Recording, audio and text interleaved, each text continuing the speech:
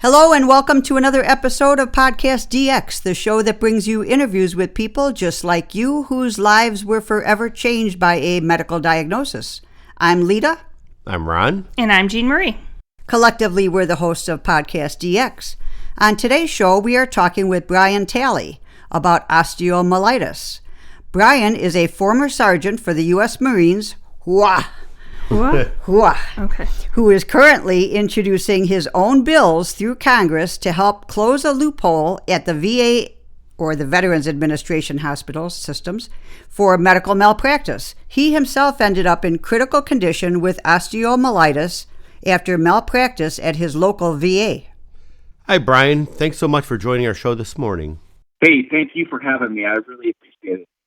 Well, Brian, could you start us off by telling us more about osteomyelitis, what it is, what causes it, and how you ended up with it? Yeah, osteomyelitis is something I've never even heard of until, obviously we found out over 4 months later that I had it in my spine. Mm-hmm. It's one of those infections that, that your body will pick up, through, typically through some sort of a scratch or a cut or something like that on me, which I never had, which made it, very difficult for us to understand why or how I even had something like that in my body. Sure. I know for a fact that one of the infectious disease doctors came in and actually was saying that I could have transmitted something, or I could have gotten it in me, 10 years ago. He even said it could have been even further than that. Wow. And what it did is it kind of went in and attached to my spine, and it stayed there until it woke up. So it's pretty wild. Yeah, that's rough. And infections can also begin in the bone itself if there's an injury that exposes the bone to germs. And smokers and people with chronic health conditions such as diabetes, kidney failure, and the like are more at risk of developing osteomyelitis. And people who have diabetes may also develop osteomyelitis in their feet, especially if they have open foot ulcers. And in most cases with osteomyelitis, it's caused by Staphylococcus bacteria, and there are several different varieties of Staphylococcus bacteria. And these are types of germs that are typically actually found on your skin naturally, in your nasal cavity, in your nasal passages, and on most healthy individuals. And germs can enter the bone in a variety of ways, including the bloodstream from other parts of the body, for example, in the lungs, if you have pneumonia or if you have a bladder infection or urinary tract infection, and they can travel through your bloodstream to a weakened spot in a bone, or like a defect. And then severe puncture wounds can also carry germs deep inside your body. And I know you were stationed overseas quite a bit, and I know we've heard tell about not only staph infections, but also yeast infections and fungal infections that are occurring in greater numbers from people that were overseas, and unusual infections as well that they're seeing years after the fact. And I'm sorry that they weren't able to isolate your specific infection, but like what symptoms did you have, and what symptoms did you first notice that had you go to a healthcare provider? Yeah, so that's all really good information, and that was the crazy thing that my family and I and the doctors all were scratching their heads on. I don't have any of those factors. I didn't have diabetes. I didn't have any of these underlying symptoms or these underlying causes that would bring this sort of infection on. Mm-hmm. What it was is pretty much the onset was almost immediate. Couldn't get out of bed. I was sweating profusely. And what I mean sweating profusely, it's like you put a water hose in my bed. Wow. My blankets were drenched. My sheet was drenched.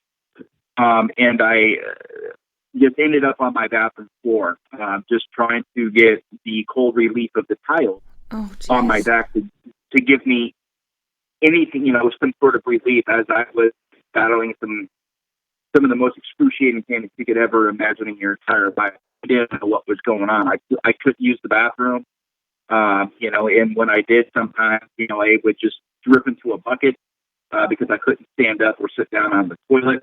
So it was very, it was very egregious. You kind of felt like a prisoner in your own home trying to figure out what in the heck just hit you. So, and the onset was very rapid, right? It just hit you out of the blue? Yeah. Oh, geez. Yeah, it was immediate. And what I mean by immediate, it was immediate, like right now. And the pain was unlike anything you can ever imagine unless you yourself have been eaten alive. Wow. It's something that it's hard to even put into words. Right, and you're a Marine, and Marines are known to be extraordinarily tough people. And yeah, I'm so sorry. This came on all of a sudden. I'm sure you were like, what in the world is happening? How long did it take you to get some type of diagnosis to at least say, hey, at least I know what it is? That took just over 4 months. 4 months. So you were in that pain for 4 months before they were able to diagnose you? Yeah, well, see, in the very beginning, when I was having the crazy night sweat and the pain and all the suffering I was going through, my wife took me to the VA emergency room where they diagnosed me. They took one X-ray. They diagnosed me with a low back sprain, which was, again, very confusing to us. I didn't suffer any trauma. And at that point, they just injected me with shots of Dilaudid and Kinalog and methocarbamol and sent me on my way with the back pills and said I would be okay. And then in 2 weeks, 2 days later, we ended up right back at their front doorstep with the VA ER. This time I was in a wheelchair. I couldn't walk. My wife was crying. She was advocating for me in the VA ER. They stated to her once again, it was a low back sprain, and I need to follow up with my primary care physician. At that time, she stated and begged and pleaded with them to get a blood test. Mm-hmm. And in an MRI, it's some of the simplest diagnostic tools that you can use for one that was in pain, especially for doctors, or not the doctors, I never saw them, but the clinicians there and the ER, the triage nurses were giving me high doses of narcotic and not even checking their work on a simple blood test to find out why they were giving me the narcotic. Right. And, of course, I wasn't in the state of mind to even question what they were doing because I was in severe pain. So, I'm completely incapacitated, taking all the shots and injections, just trying to give me some relief and to put me into a state of not really caring on what's going on, while my wife was frantically advocating for something to be done to find out what the root of the problem was and not just putting Band-Aids over what was going on. Right. Yeah, and you would think that a blood test, a blood panel would be... routine? Yeah, right. Yeah, especially with the excessive sweating. Right. Did you have a fever, or did they take your temperature? I don't even remember that. All I know is that we went in there with a ton of symptoms and a ton of issues, and they pretty much just got me in and out in a few minutes. The ER was packed, but that's really no excuse. I mean, the problem now, looking back at this, is really a shame that they didn't consider me severe enough to see a doctor. I never even saw a doctor. When I was in the ER both times. Wow. So it's, that's, a tough one to swallow there, especially when they could have treated this with simple antibiotics and I would have been in and out and I would have been, pretty good in about a week or so. I would have went back to work and would have went on with my life. But because of what happened in those first few visits to the ER, it's kind of set up my life over the last 4 years now, which has been a very, very, very difficult one, to say the least. Now, you said that they wanted you to follow up with your primary care. Would that also be a VA primary care physician? Yes, she's works at the VA as well, my primary care. And we finally got in with her. It took quite some time. And she was so busy that she couldn't see me. So she saw me and my wife in passing. But by the time I saw her was probably about 3 to 4 days after my second ER visit. And like I said, she couldn't see us, so she saw us in passing in a hallway. I'm on a walker. I'm already down 40 pounds, and she did not order an MRI or any blood tests after my wife had completed with her. She said that she agreed with the original diagnosis that were given by the ER clinicians, and we went on. And I went home, and that's where I began to slowly die in my chair. And how did you get a diagnosis? How did you get proper care? About a month later, my wife said, "Enough's enough. You're not getting any better. We keep calling the VA. They keep saying that that I'm fine and this and that." So we paid out of pocket for our own MRI, and we went. Oh, and we that's got a big expense. The MRI. Yeah, and it stated that I had severe trauma. That I had severe back problems. And again, I never had any back problems in my life. There's no reason for it. And so my wife picked that up, and she immediately hand-delivered it to both the VA ER, the orthopedic department, as well as my primary care, and said, "We are trying to tell you that we have a problem here. Right. And please address this problem because my husband's dying here, and we don't know what's wrong with him. But we do have this MRI that says that he needs surgery." Mm-hmm. So this was in March now. Okay, so now we're several months into this ordeal. And they took it and they scheduled surgery for December the 9th, which would have been another 9 months, which would have definitely killed me. Wow. So again, my wife starts to beg and plead in tears, and began to advocate that we need something done, like, immediate, as this is, an emergency.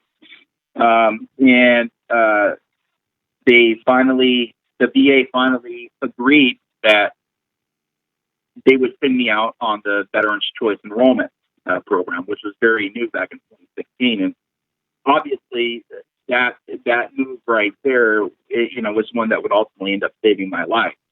With that, you got to choose an outside doctor, and the VA would pay for it. Is that right? Yeah, I didn't get to choose. The VA they just select a doctor in your area, So in my case, they selected an orthopedic surgeon, and I went in and I saw him. He saw my MRI. There was still no blood test taken. There was still no MRI, nothing to ever check the work of anybody except for this MRI that I had just gotten from a completely independent doctor that had no that had no relation to the VA. So at that point, he scheduled me for about a month out. So to the surgeon's surprise, as I lay open on the operating table, he saw something that my spine had been moth-eaten, and I had severe inflammation in my spine. It ain't, and it's not something that he had seen before. And so he was concerned, and he called in an infectious disease doctor. And at that time, they started to cut some spinal bone out and tissue, and began to scrape nerves and, like I said, the tissues, the discs, and the lower part of my back. And it kind of just ran itself up my spine. When you're saying moth-eaten, Brian, are you saying that the bone itself was like deteriorated, like something had been chewing on it? Yes. Oh my God! No wonder you were in excruciating pain. I cannot even imagine what that would have felt like.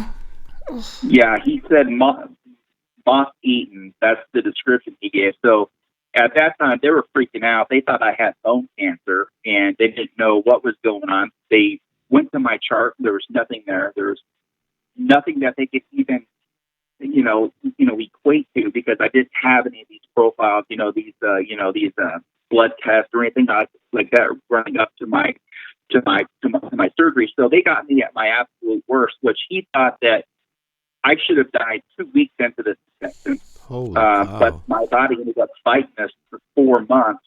And he said that it's one of the craziest things he's seen, because I should have developed sepsis, which would have killed me almost probably within days of having that, because of the condition that my spine was in. And there's something else too, besides the osteomyelitis. There's something called discitis, I think it's called. Okay. And, I have that. So I had that going on in there too, with the severe infection. Like I said, it was all just set up in my spine and in my belly and in my gut. So it did a tremendous damage to my bladder. So it actually spread to your organs.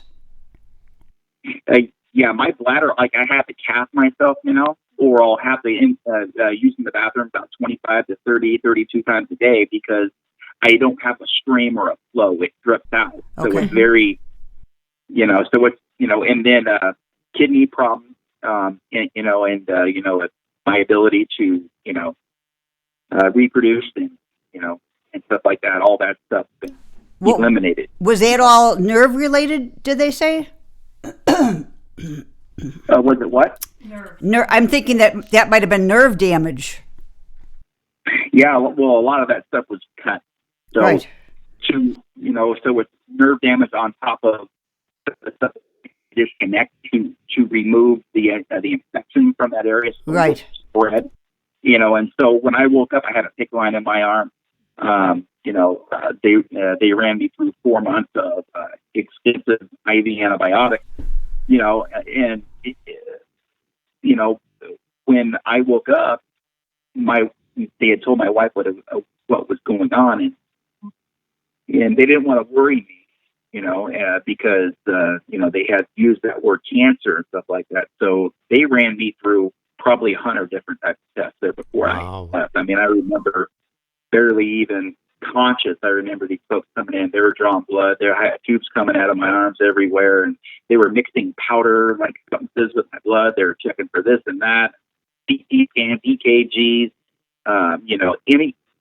any testing that they have in hospital, they ran through it. And they ran me through it directly after my surgery, so it wasn't very comfortable. Having gone through my belly, for sure.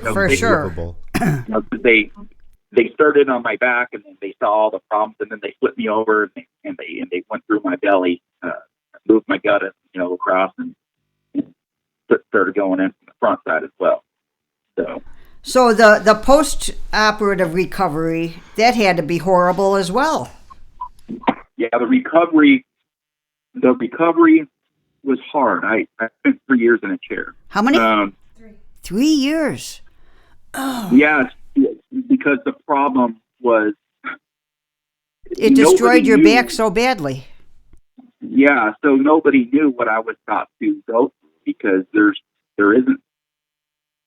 not a story that I can base what other people have gone through, because I can't find anybody in the country that lived with a bone-eating staph infection in their spine for 4 months, because I'm trying to find them, and especially after this happened, so I know what to expect. Right. I hate to say this, but maybe you'd have to be looking in countries where the medical care isn't the best. Right. I mean, maybe that's why, you're not finding them, because doctors usually discover this early on and take care of it. Unfortunately, you got dropped through the cracks. Yeah, exactly. And so I didn't know what to expect. So, because of what happened, it's become a major snowball effect. Because of this, I now have this. And because of that, I now have this. And because of this, I now have that. So so now I have over 20 some diagnoses of medical conditions that were all related and all stemming back to the original bone-eating staph infection I had that destroyed my spine and that of my gut.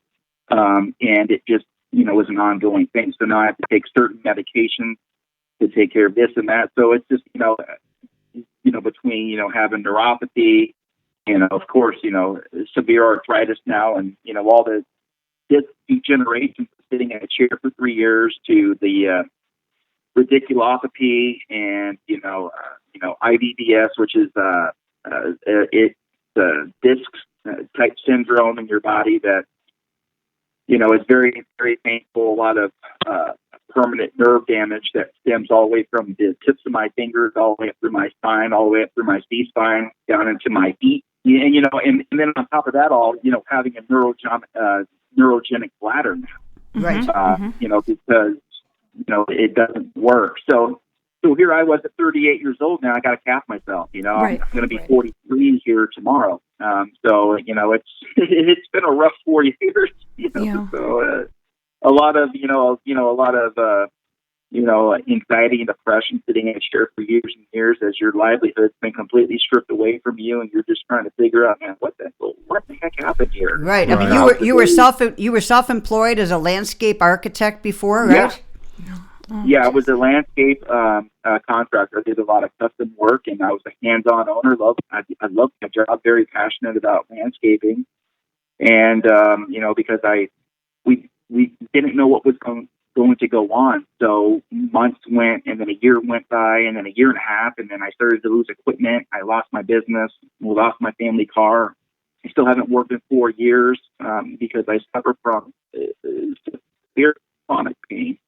And then of course, my bladder, irritable bowel syndrome. I've had to have colonoscopies, and it's just one thing after another between dealing with pain management, getting my injections, constantly in physical therapy, trying to walk, trying to get better. It's very difficult to do with the amount of things that are wrong that aren't going to be fixed. The only thing you can do is try to change your diet, in which I have. I've lost 9 months, or I've lost 70 pounds over 9 months. I haven't eaten, in 9 months. I do a lot of intermittent fasting. Now I'm doing everything I can to help myself, but still, there are so many challenges that I face every single day because, let's face it here, my daily life is based on my medical condition, right. And right. it will be like that, for the rest of my life, right. Which is,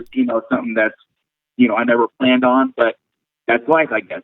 Some people get these hands dealt with them, and you just got to figure out, what you can do to make the best of it. It took me over 3 years to figure this stuff out. But dealing with pain is much easier to do when you're happy than it is when you're depressed. Sure. An anxiety-riddled body. So yeah, that's definitely a snowball. I'm trying to get better every day. Yeah. Brian, I hesitate to ask this question because of how you described your care, but or lack thereof. Yeah, exactly. But what do you wish the VA would have done differently when you first went in? And moving forward, what can they do to improve patient care, in your opinion? I wish they would have just done a blood test, because that would have told them everything that they need to move forward in the right direction. That would have saved me my last 4 years. It would have saved me my business. It would have saved me my livelihood. To move forward, it would have also saved my spine and my health.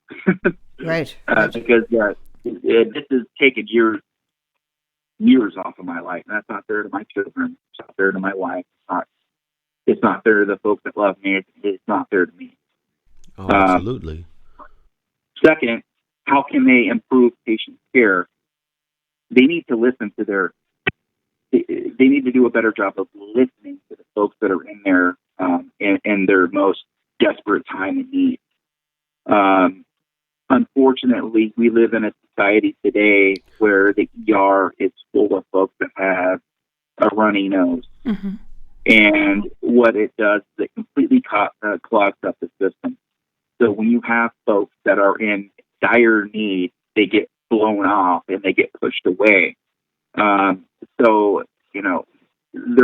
really needs to be more accessibility to clinics that can take you for a runny nose, a cough, and leave the emergency room for emergency use only. And see, that's the problem within the VA right now is if I had the flu, okay, like Lita, if I wanted to go see my doctor, it's a 3 to 4 month wait. You'll be over the flu by then. Right. Or have pneumonia. Yeah, so you have to go to the ER. Okay, so when you're in the ER, there's 100 other people in there, and again, they want to see you really fast and get you in and out, and they ignore why you're actually in there, and that's and that's ruining lives. And of course, Yeah, and the fact that excuse me, we are in a society now with the opioid addiction, and a lot of people are trying to get relief from pain, and they go to the emergency room because their doctors might not be prescribing the pain relief that they need. And they might have thought that you were just somebody that had chronic pain that was looking for a relief. Right. And they thought, oh, he just wants pain relief medicine. Let's give it to him. And I hate to say this because, like I understand that like computers are far more they're in our lives more and more often. But I know I have been reading some research that sometimes you do need to utilize a computer as part of the diagnosis process, because sometimes the clinician is adding their own personal spin. Like they may, like I was just saying, you were just saying, right. They may feel everyone's coming in for opioids and they won't take everything seriously. And also, like using computers to as a like a flow chart to aid in the diagnosis and treatment, because they can ask you questions that they may, you can run through those questions and those can take you to different areas. Like right. you would say, you're sweating terribly. Right. You're having problems with bowel and bladder control and things that the clinician may not have time for.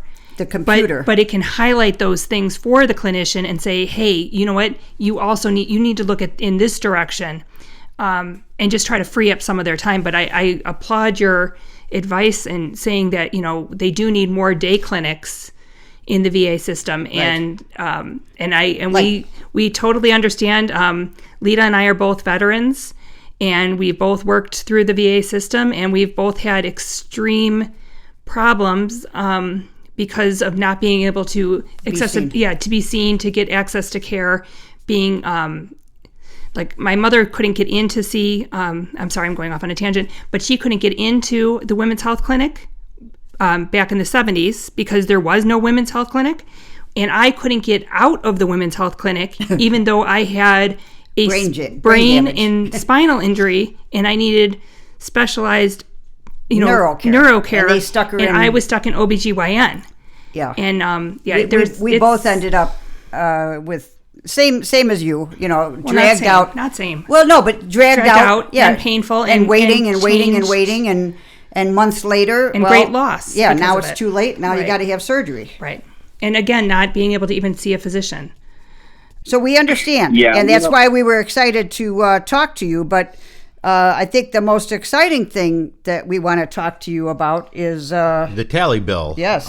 Please, again, we're all saddened to hear about what happened, but we're aware that you have a bill in Congress or something like that. We're trying to change liability law. Yeah, so give you a little run down on it, because I know your listeners probably wouldn't understand going from having this bone-eating staph infection to a bill. Mm-hmm. I can kind of spend just a minute or two on getting us up why we have a bill. So right now, currently in the VA, there's a 74-year VA legal loophole, okay, that continues to this day to destroy the lives of veterans and their families after they've fallen victim to VA medical malpractice.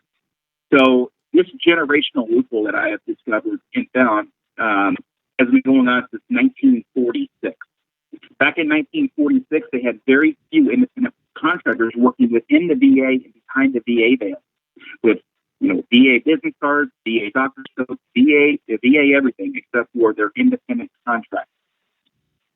1946. So what I have asked for is simply bringing up today's operational standards with having all these huge influx of independent contractors working within the VA. And the reason why is that they are working within the VA with no recourse or no accountability. So essentially, after a veteran falls victim to VA medical malpractice, the veteran is going to file a tort claim for damages, in which we did. In my case, the VA immediately came out and they fessed up to failing to meet the standard of care, and they admitted fault. And then they further stated that there was a breach in liability and that there was a settlement coming my way for loss of, earnings, future past, my health, pain and suffering, so on and so forth. So nearly 1 year into my tort claim, the VA dropped a bombshell on me. And they denied my claim based on a technicality and an employment status.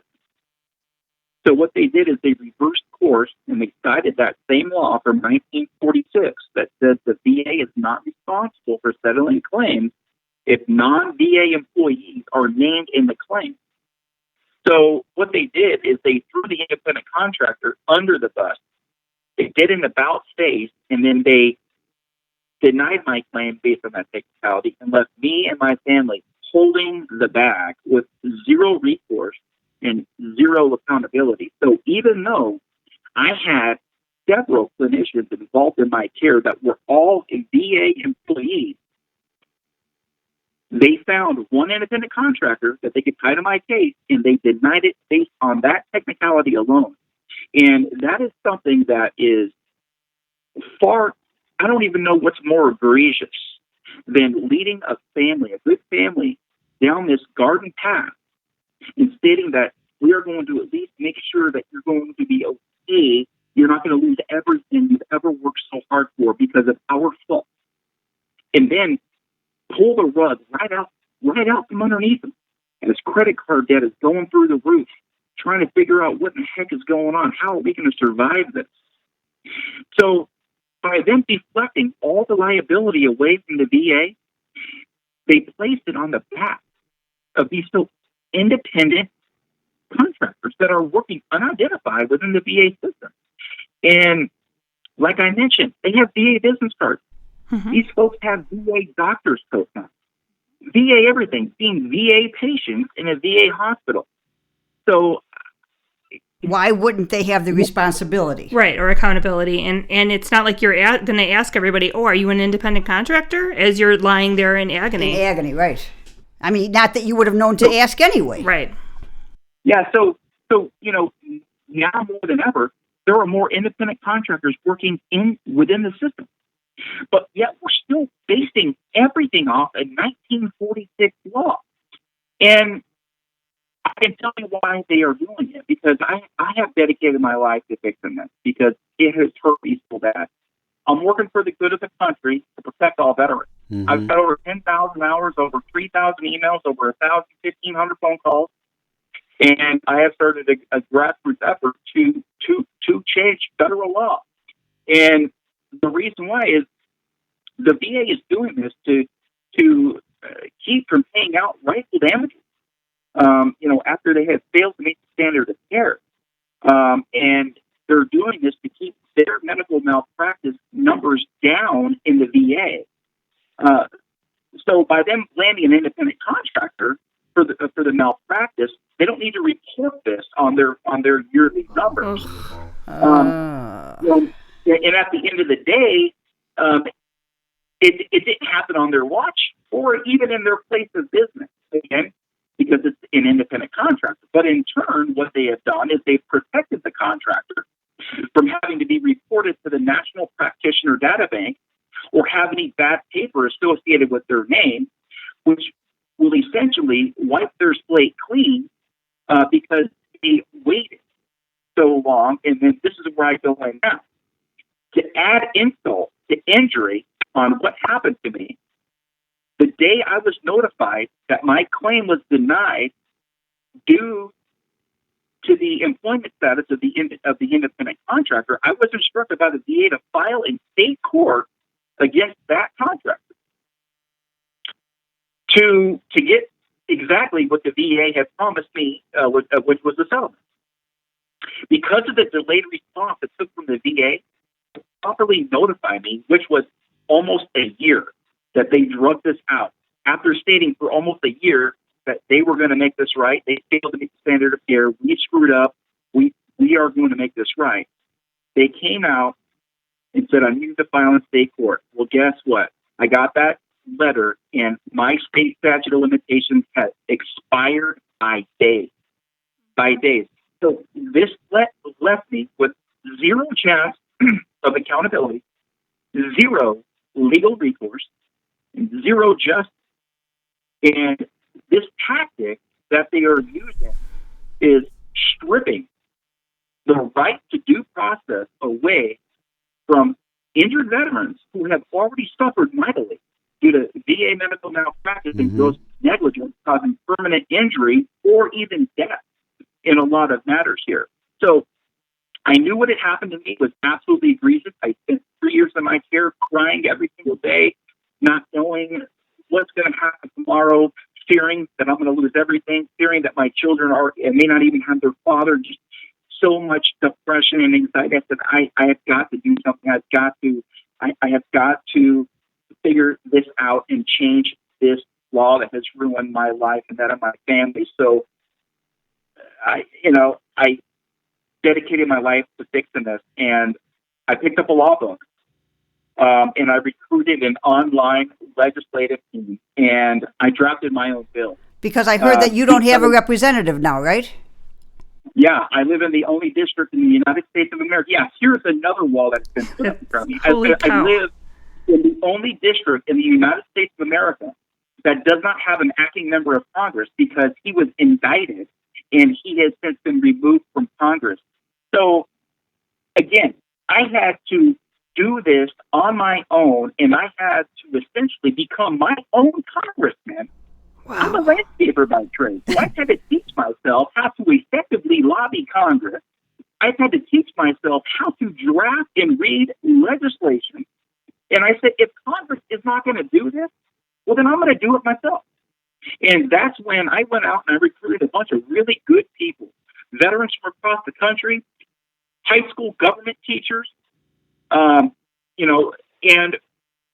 we drafted the bill, and the Tally bill was born. So what did I do next? With the little money I had, I boarded a flight for Capitol Hill with a pocket full of pain pills and anxiety. And I walked the halls of Congress, going door to door, urging lawmakers to change this outdated law. And I explained to them that all veterans deserve a clear path of legal recourse and the right to due process. All veterans deserve a fair and equitable system that is set up for them to succeed, not one that will fail them in every single way, full of loopholes. And I let them know, hey, look, these necessary safeguards and accountability and transparency measures will ensure the rights and protections of all veterans. That's why we need to get these bills passed.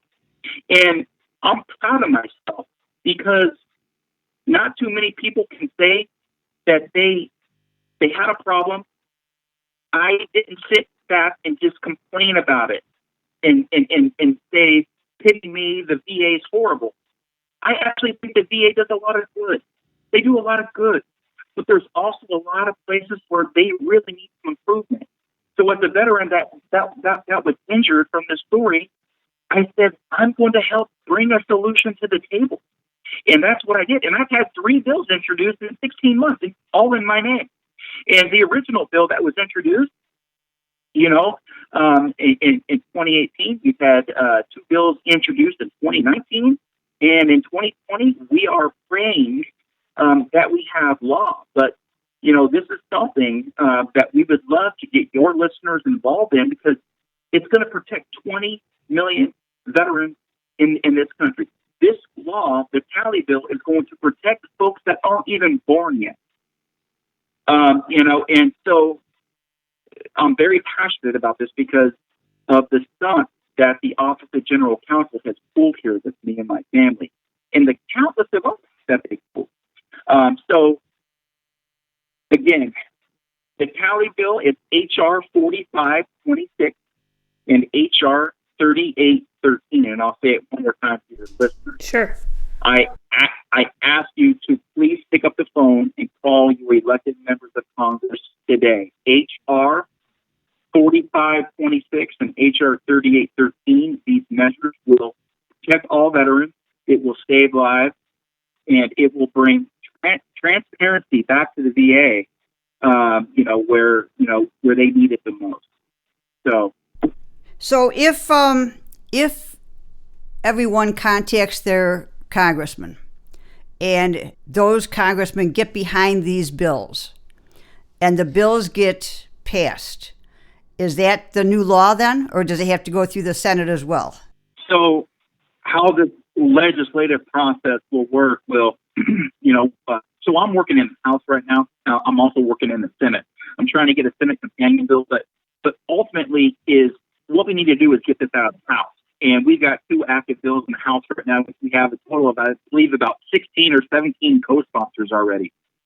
That's really good. I think they know that there's an issue here, and I think that they're going to do the right thing, and they should get this passed. So once it gets to the Senate, I've been told that it should go right through the Senate because if it gets out of the House, because these are completely bipartisan, and that's the thing here.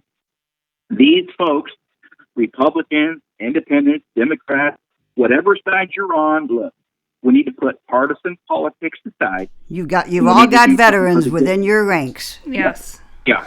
This is bipartisan. Don't politicize on the backs of veterans. It's not fair because a lot of the stuff that they pull there is very fraudulent. Okay, and it's not right. It doesn't need to be this way. So by putting these accountability measures in place, it will ensure that no veteran will ever fall through the cracks ever again, and have them completely ran until their state statutes completely expired, leaving them with just feeling hopeless and helpless. And it's egregious. And I mean, that's the only word I can say is because it's horrific how, so many veterans have been treated, and we can do so much better as a nation. And veterans deserve, to be treated as first class citizens. So that's my passion behind this. And, we've got a website as well. It's www.tallyteam.net. That's TALLY team.net. We also have a Facebook page as well where we have a lot of supporters that come from across the country, and they kind of follow the legislation. They kind of follow what's going on with the case and story. That's Rally Around Tally on Facebook. So, I'm just asking folks to get involved today, Sure. and do your part in making a positive difference in the lives of all veterans. When do you think these bills might make it through and get a vote? I mean, there's no timeline here. I mean, that's why I'm pushing so hard, because we don't have a long time left. Look, this is an election year. Mm-hmm. Okay, so, it's February right now. So we've got like 6 months here to get this job done, because as soon as we get a little bit further, like into the September, October timeframe, they're not going to be doing a lot of legislating. Mm-hmm. Everyone's running for re-election. So, we need to get this done, because if we don't get it done in 2020, we're going to have to start the process all over again, to where we're going to have a fourth bill introduced and then complete this vicious cycle. And I'm exhausted. I'm sure you are. Understandably. This job is not fun. It requires a great deal of passion. It requires a great deal of energy, and I don't have a lot of that these days because I live in chronic pain. I have problems in my neck and in my back and everywhere else, and I want to begin to heal. And I can't do that until I get this closure here, because I can't effectively move on with my life until I know that this will never happen again. So this is going to be closure for me. And I will fight until every veteran in this country has this transparency measure and has this law from 1946 changed. And they got my promise on that. So that's the plan. And like I said, I'm tired. I would like to get this done soon.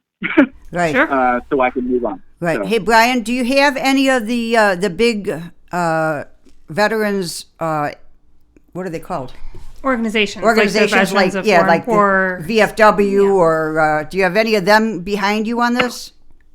Oh yes, we have several DSOs who have come out and support. Fleet Naval Reserve is I believe is their name. They're a big supporter. AMVETS is a huge supporter. Veteran Warriors is a big supporter. Another one is Sea Service Family Foundation is a supporter. We have the National Veterans Foundation as a supporter. I mean, we've got support coming in from from all angles. I have not been able to get through to the folks at the DAV. I don't know if they're just too busy or what, but we would like to get this put on their radar as well. Having the support from across the country that we have right now, I think, is enough to get this thing across the finish line. And what makes me know that we have a case here is that we've had 3 bills introduced in 16 months, and they have got to know that we've got to change this, because it's something that is such an easy fix. It's simply giving the injured veteran the employment status of the said clinician involved in a sport claim. It sounds so easy, right? Yeah. But that's why it's not. Yeah, but it takes an act of Congress. It's taken me over 10,000 hours to get to where I'm at right now. We're asking for simple transparency measures, because by doing so, it's going to give the veteran the correct path to be on. Right. We're not asking for all these to be approved. We're asking for just a clear path of legal recourse. You know what I mean? And I am the first one that will come out and say, I don't hold grudges. I am not. I was upset at what happened. I was more sad than angry, because I understand that everybody makes mistakes, and doctors make mistakes. Nobody is perfect. But when people do commit errors, and when people do screw up, there needs to be accountability there. Just like if I did at my landscaping job, if I ended up hitting a gas line, or if I ended up, building something that fell apart, I would need to be there with my insurance, fixing these things. And the same should go for folks that are getting their medical care, through the VA. And I had to carry insurance, as a contractor. If anybody died on a job site, or car accidents, or equipment, failures, and you're rolling equipment and you're getting hurt. And that's put there to protect people. It's there to protect the individuals that are operating. It's there to protect your clients. It's there to protect just people that are interacting in your job. They could, so these measures, that's why we all carry insurance, right? But again, we're told that we need to live by a certain rule when other folks are allowed to have a free pass, and it doesn't work that way. So we are we are a nation of law, and that's what we, that's what we need to get through to the VA, is that, hey, you need to act within, the Constitution, and you need to act, within, just an ethics code, because so. You're exactly right, Brian. And I mean, we're all looking at each other in disbelief over what's going on. And from all of us, we wish you all the best with your personal health, as well as getting this bill passed, because it is going to be a game changer for people to come. And more so than anything, we do thank you for your service to our country. Well, thank you. I appreciate you guys too. I've met a lot of really neat people have come into my life over these last 4 years, and I'm sure a lot of these relationships that I'm building now with folks from across the country are probably going to be sure to last a lifetime. Absolutely. So I have a sincere debt of gratitude to pay to a lot of folks that have supported me and helped me and have encouraged me and have inspired me to get to this point in my life. So I would like to thank you guys as well. Well, thank you. And if our listeners have any questions or comments related to today's show, they can contact us at PodcastDX@yahoo.com, through our website, PodcastDX.com, on Facebook, Twitter, Pinterest, or Instagram. And we will be putting links for all of the contact information for Rally Around Tally and the Brian Tally bills on our website. And if you have a moment to spare, please give us a review wherever you get your podcast. As always, please keep in mind that this podcast is not intended to be a substitute for professional medical advice, diagnosis, or treatment. Always seek the advice of your physician or other qualified healthcare provider with any questions you may have regarding a medical condition or treatment and before undertaking a new healthcare regime. And never disregard professional medical advice or delay in seeking because of something you've heard on this podcast. Till next week.